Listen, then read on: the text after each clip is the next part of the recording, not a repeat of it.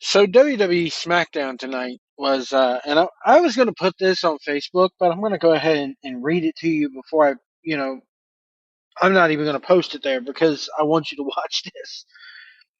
WWE SmackDown tonight was an awesome show.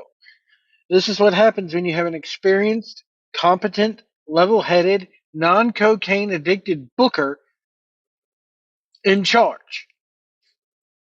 The stories make sense. The matches make sense. Now, the only thing I can say is I would have reversed it and I would have put the women's match on first to get the crowd a little bit warmed up. I would have still done it the exact same way. The exact same way I would have done this. I would have only had Tiffany Stratton cut a promo.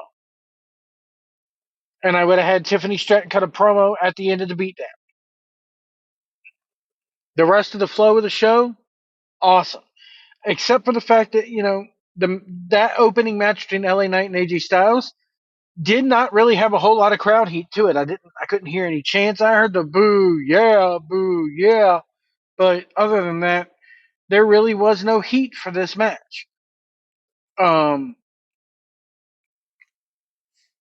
Also, it just looked like the two didn't mesh well this time. Their WrestleMania match was a lot better than this. Um, the right guy won because you need to have a heel going up against Cody.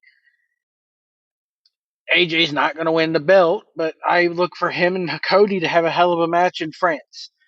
As for LA Knight, I don't know what they're doing with this guy. This guy, man, was so hot last year, was so over last year.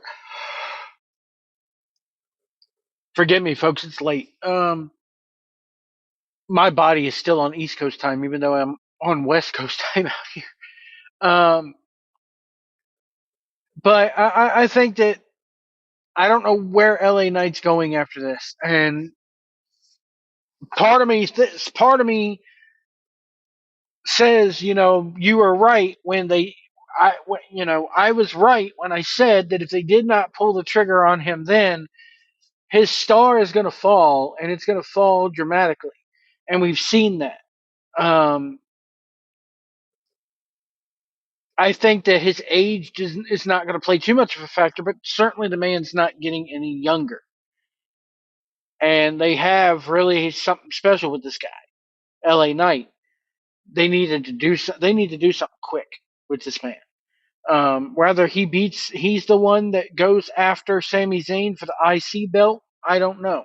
Or he goes after Logan Paul for the United States title and wins, I don't know. But he needs to have gold around his waist sooner or later.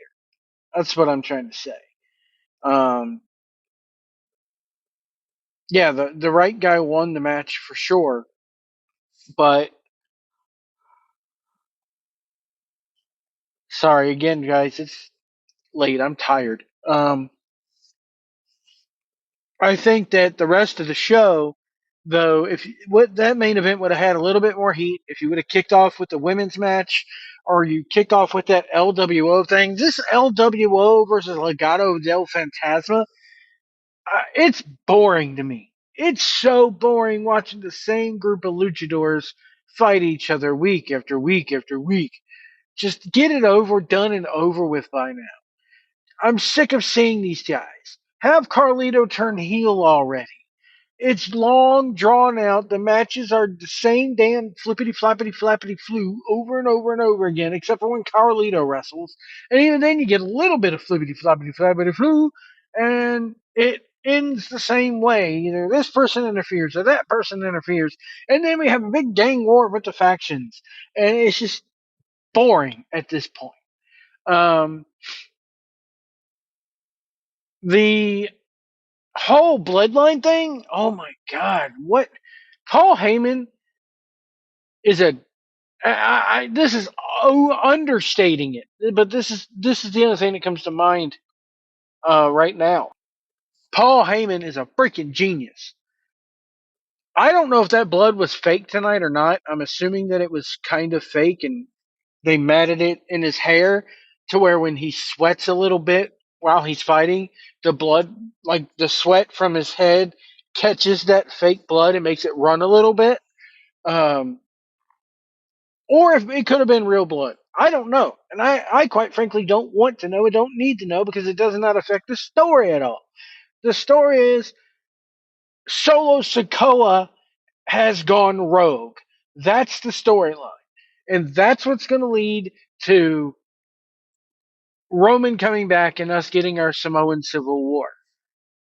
Um, maybe they add Jacob Fatu to the mix. Jacob Fatu is waiting in the rings. If they send him to NXT, maybe they.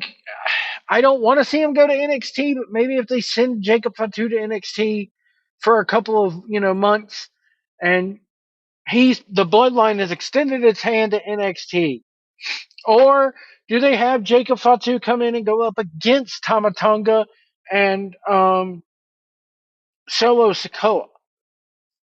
Or does Tangaloa show up down the line, who is Tamatonga's brother, who right now is part of New Japan Pro Wrestling?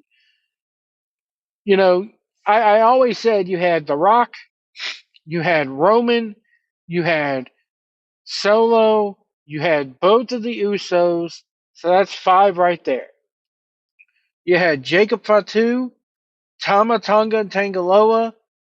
You can maybe get Hikuleo in there, and then one other guy from the Samoan dynasty. I said his name probably. I forget who it was now, but you can have 5-on-5 at Survivor Series and have, he could say, I, I hate the fact that they may bring this up because his dad is Rikishi, but I could totally see them going, Paul Heyman and I thought it was going to happen tonight. I so thought it was going to happen tonight. You're going to have him, you're going to have Solo go so rogue that he lays his hands on Nick Aldis, or better yet, he lays his hands and spikes Paul Heyman. And Paul Heyman goes away for a while. Because one thing tonight proved was that Solo Sikoa can cut a promo if the audience would let him. But and then when everybody goes, "Why are you doing this?" I did it for The Rock. That's right. We have that part of the family come back. I did it for The Rock. Only you don't have it, so monotonally said. And this time it actually makes sense when they say it. That was what 2000, 99, 2000, somewhere around there. I did it for The Rock. But you could have it now. I did it for The Rock. I did it for the final boss. I did it for I'm the tribal chief. I'm the captain now. I'm the tribal chief. You got to listen to what I say. Paul Heyman is so good at his role. He's so good at playing the coward and just going along with it because he knows he's going to get spiked if he doesn't, and he doesn't want to get spiked. Even though I still think that's coming. I still think sooner rather than later, Paul Heyman's going to get the spike. Because Solo is going to go so rogue and go so way out there that he's going to get sick and tired of Heyman trying to say, hey, this is not what the tribal chief wants. This is not what Roman wants. Solo is going to respond, well, Roman's not here. Bam, spike. Paul Heyman's out for 6 months. How long is it till November? Let's see. Today is April, May, June, July, August, September, October, November. So, yeah, 7 months until Survivor Series happens. And they need to make Heyman go away for 6 of them and have a rogue bloodline story that leads to Samoan Civil War inside of War Games. Again, you got the Usos, you got the Gorillas of Destiny. That if they could buy out his contract, that was the last guy, I think. But I sincerely think that this episode of SmackDown was one of the best ever as far as congruent storyline. That camera shot They follow Sokoa down the hall, through Gorilla, out through behind the curtain. You get to see behind the LED boards a little bit, realize it ain't nothing but a bunch of TVs strung together. And then as he's walking to the ring, the same camera comes along, pans in front of him, and then you get his nameplate pop up on the screen. And then it follows him back down. Again, the camera work they're making. Goddamn, pal, we're making movies. Anyway, too bad you had to go away for them to start that, Vince McMahon. Almost said Vinny Roo. It's tired. It's tired. It's late. I'm tired. SmackDown was a damn good show. The main event, it's Tiffy time. Tiffany Stratton is money. Money, and I've said it all along. She could have been the one to take Rhea Ripley's title off of her. But I think they had it, maybe she's the one to take Bayley's title off of her. Do I think it'll happen anytime soon for her? No. Do I think we see a triple threat at Mania or at Backlash now with Naomi, Bayley, and Tiffany Stratton? Yes. Do I want to see that triple threat? Yes. Jade Cargill and Bianca Belair versus the Kabuki Warriors. It's been time to get those titles off those guys. Nobody has bought him anyway. Nobody buys these two singing and dancing around because they don't know English that well. Even though Kana, aka Asuka, does know a little bit of English and can halfway speak English. Go look at her YouTube channel. You'll see what I mean. Um, I want to see them get those titles off Damage Control, and I want to see Damage Control turn their back on what's her face because of it. Dakota Kai, and I want them to go away on holiday. Maybe Kana or Asuka. She's getting ready to open up an arcade of her own. Who knows what that could entail, and will she need to be there for it?